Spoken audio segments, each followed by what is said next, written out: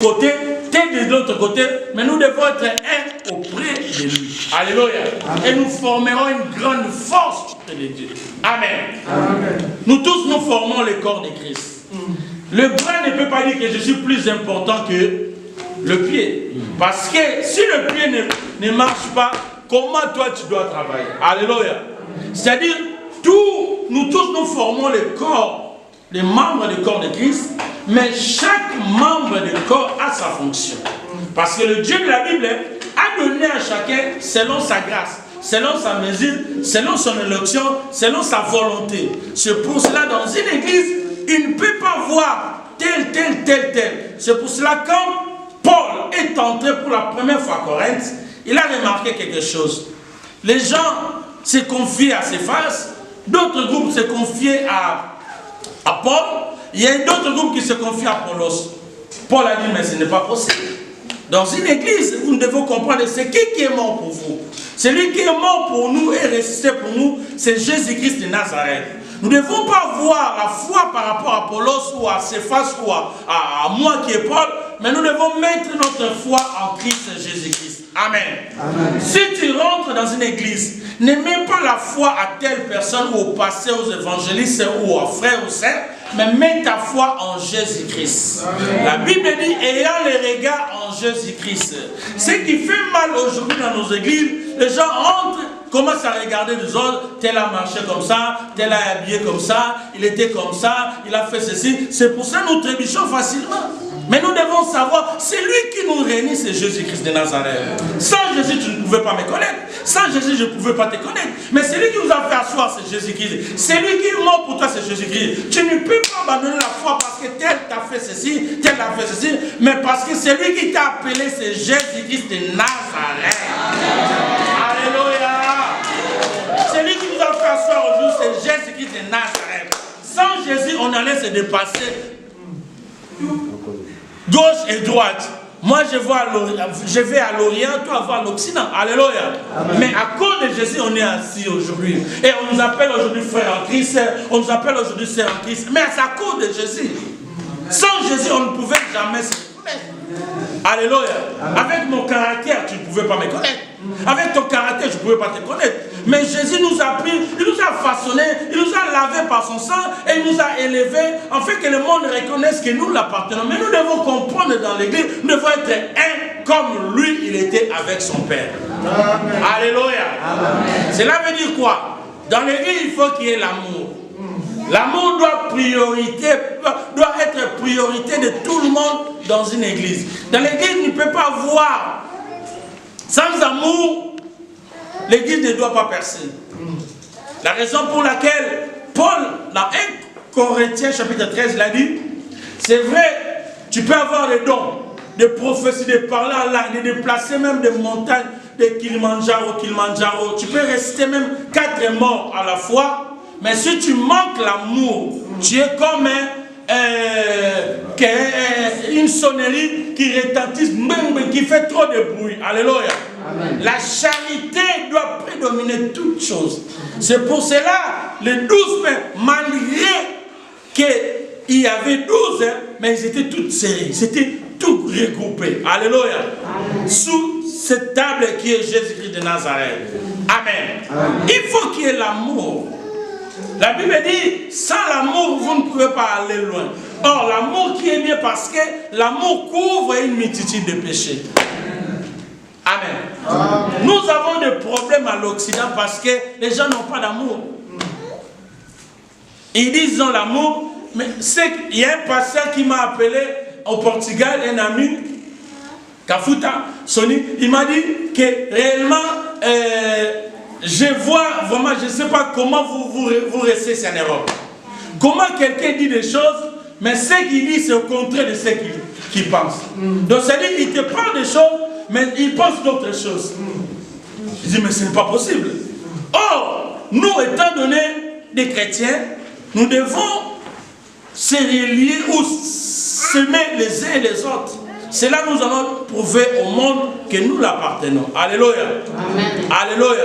Amen. Alléluia. Amen. Sans l'amour, nous ne pouvons pas démontrer réellement nous sommes réellement des chrétiens. Or, l'église, on doit sentir l'amour, ça se dégage. L'amour supporte tout. L'amour couvre tout. L'amour ne peut pas avoir de chuchotements, de murmures, de style comme ça. L'amour couvre toujours. Si tu vois ton frère a fait quelque chose, tu l'approches, tu lui dis quelque chose, et puis basta. Il ne doit pas voir que tel a fait ceci, tel a fait ceci. Ça, c'est la manigance de l'ennemi. L'ennemi, il vient. La Bible dit, il s'appelle les voleurs. Les voleurs, ils viennent pour voler, détruire et égorger. Mais le Fils de Dieu est venu pour nous donner la vie en abondance. Alléluia. Il faut qu'il y ait l'amour qui règne dans les deux. Il y avait 12 pains, côte à côte, bien serrés, mais il n'y a rien qui tombait parce qu'ils étaient sur la table. Rien qui tombait parce que la table avait des rebords. Même si ça pouvait trébucher, mais il y avait des rebords. C'est pour cela dans ta vie chrétienne, bien aimé, il peut y avoir des moments difficiles, bien aimé. Comme tu es entre les mains de mon Père, personne ne peut te ravir. Alléluia. Il peut invoquer à Lodja, à Kola, partout. Je ne sais pas ton village natal, mais partout il peut t'invoquer. Mais ils ne te verront pas parce que tu es entre la main de Jésus-Christ. La personne qui veut te toucher, il ne peut pas te toucher parce que tu es entre la main du Tout-Puissant. La raison pour laquelle ta vie elle va être toujours contrôle de Jésus parce que lui, il prend soin de ta vie. Amen. Alléluia. Amen. Alléluia. Amen. Alléluia. Amen. Alléluia. Amen. Il faut qu'il y ait l'amour. En d'autres termes, ce pain-là de promotion symbolise aussi la Sainte Seine. Or, quand nous mangeons la Sainte Seine, nous devenons un avec Christ.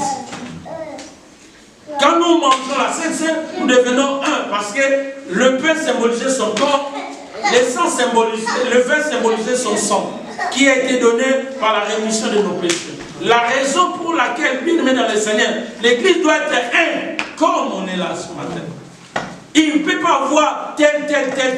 Le Dieu de la Bible nous a attirés de gauche à l'autre, mais l'essentiel est que nous devons être un dans l'Église. Il ne veut pas avoir deux. Nous devons être un, même langage, même esprit, et nous allons marcher plus loin avec le Seigneur. Alléluia. Amen. Parce que nous sommes édifiés par les enseignements des apôtres et des prophètes, car Jésus-Christ est la pierre angulaire. Et nous sommes un édifice qui est le Saint-Esprit qui habite en nous. Nous sommes une habitation du Saint-Esprit. Nous devons savoir que ma vie, si moi je vis, je peux dire comme Paul, ce n'est plus moi qui vis, mais c'est Christ qui vit en nous. Amen. C'est lui qui nous a fait promesse, il est fidèle. Vouloir ou pas, il va l'accomplir. Mais à condition que nous devons être un. C'est pour cela, au Mont Carmel, si vous remarquez bien, Élie l'a dit au peuple, avancez auprès de moi. Approchez-vous auprès de moi. Parce qu'il voulait que le peuple soit un avec lui. Quand il va prier selon l'alliance, en fait, il le fait descendre. Si le peuple était dispersé, il ne pouvait pas voir. Or, quand il a fait cela, directement, il dit, Éternel Dieu d'Abraham, qu'on reconnaisse c'est toi qui es Dieu, et je suis ton serviteur. La Bible dit, le feu était descendu. Parce que le sacerdoce se conjugue au nom du Père. Il a dit, l'Éternel Dieu d'Abraham. Il a crié le nom de l'alliance. Abraham, Isaac et Israël. La Bible dit, le feu était descendu. C'est pour cela dans l'église, il ne peut pas voir comme ça. Ça, c'est la manigance de l'ennemi. Si vous voyez cela, ça commence le murmure, les divisions de séparation. Vous savez que le diable est entré déjà dans l'église. Il commence déjà à disperser. Or, quand on disperse, c'est-à-dire, on perd aussi la force. Or, dans une église, nous devons se synchroniser pour qu'il y ait la force. Alléluia. Le diable, il sait très bien, il lui reste un peu de temps. La Bible dit, il est descendu avec toute sa colère. Il cherche qui va dévorer. Il cherche qui va détruire. Mais gloire soit rendue à Dieu, parce que nous sommes bien protégés. C'est lui qui va chercher ta vie. Dans Colossiens chapitre 3, verset 3, nos vies sont cachées à Dieu. Nos vies sont cachées en Christ, Christ en Dieu, et personne ne peut aller te toucher. Parce que tu es comme une personne qui est protégée en Jésus, protégée encore en Dieu, personne ne peut te toucher. Mais ce que Dieu nous demande, nous devons être un. Alléluia. Amen. Si nous sommes un, c'est la force. S'il y a l'amour, c'est la force de l'église. C'est vrai, on dit, il y a un adage qui dit, oh, la charité bien ordonnée commence par soi. Non. La charité bien ordonnée commence par soi-même. Non, ça c'est l'égoïsme. Amen. En Jésus, en Dieu, la charité, tu vas donner ta vie pour les autres. C'est ce que Christ avait fait sur la croix. Il a donné sa vie pour les autres. Tu as des tuniques, d'autres donnent une tunique à l'autre. Et là, c'est un problème. Dans notre église, là, tu as des voitures, comme papa ancien donne une voiture au pasteur. Il fuit l'église. Oh, votre église commande le pasteur sont des voleurs. Oh, identifie directement. Oh, la Bible dit quoi? Si tu as des voitures, des tuniques, des voitures, des maisons, donne une pasteur. Papa, vous ne pouvez pas me donner une voiture. Et ça finit comme ça, il rigole, puis ça finit. Les chrétiens sont des experts. Est-ce que nous pouvons acclamer le Seigneur?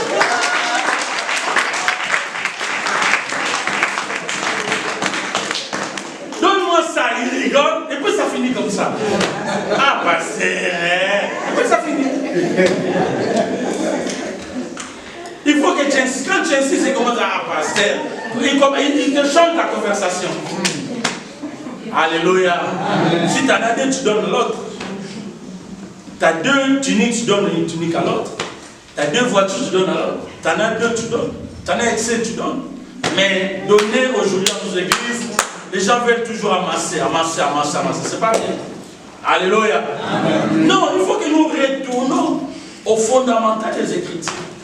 Il y a certaines choses que nous négligeons dans nos églises. C'est pour ça que dans la langue, ça nous crée des problèmes.